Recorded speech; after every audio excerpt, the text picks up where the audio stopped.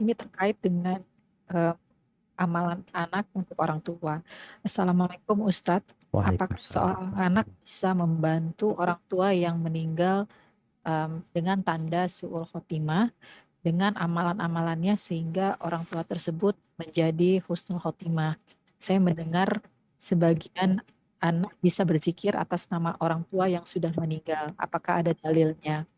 Jazakallah khair. Barakallahu Um, fiik. Nah, ada mungkin Afwan Ustadz ada nah, sedikit terkait. Jadi misalnya juga saat di grup WA mengingat seseorang yang sudah meninggal, maka semua orang menuliskan Al-Fatihah.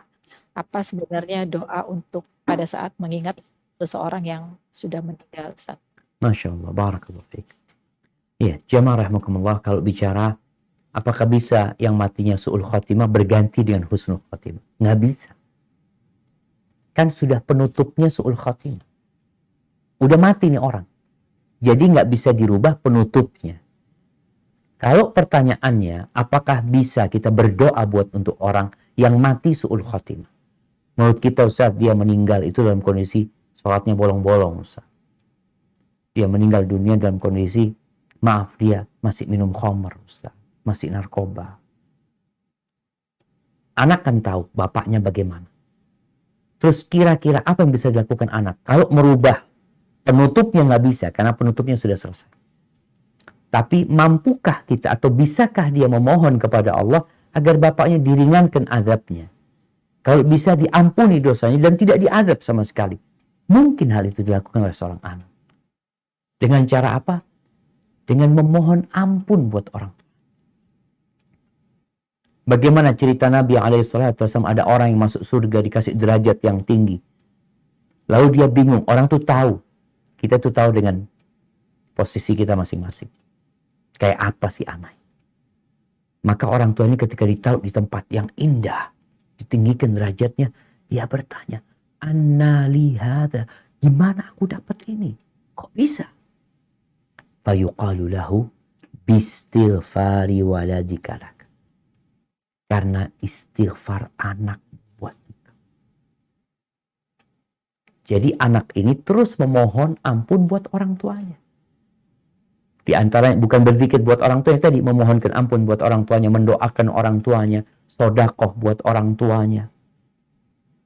Itu insya Allah akan meringankan azab buat orang tuanya dan semoga diampuni oleh Allah Azza wa Jalla. Itu yang dapat dilakukan oleh seorang anak. Tapi merubah su'ul khatimah jadi husnul khatimah, ya penutupnya sudah su'ul khatimah. Udah su itu buruk, khatimah itu penutup. Jadi penutupnya udah buruk, nggak bisa dirubah. Tapi setelah itu mungkin dia diadab, mungkin dia disiksa. Bagaimana kita memohon kepada Allah agar diampuni dosa orang. Terus apa yang kita lakukan Ustaz? Kalau dengar orang mati di grup menyebutkan tentang fulan, apakah kita disyariatkan untuk mengirim Al-Fatihah? Atau apa yang disyariatkan? Ya, coba kita lihat. Apakah Rasulullah SAW dan para sahabat Nabi ketika mereka mengingat Hamzah yang meninggal di Uhud, lalu mereka mengatakan Al-Fatihah buat Hamzah?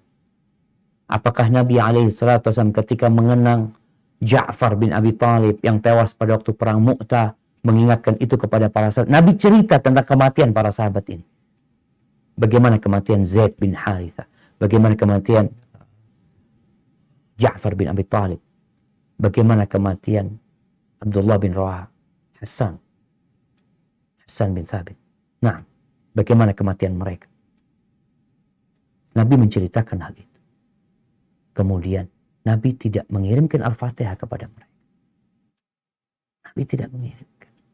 Terus mendoakan mereka. Jadi dalam beragama, Ustaz, tapi ada ustadz yang mengamalkan itu. Ada ustadz yang menyuruh seperti itu. Ada yang mengajarkan seperti itu. Ya, mungkin kau perlu tanyakan. Apakah Nabi memang mengirimkan hal itu? Kalau ternyata betul ada hadisnya, berarti anak salah. Anak mohon maaf.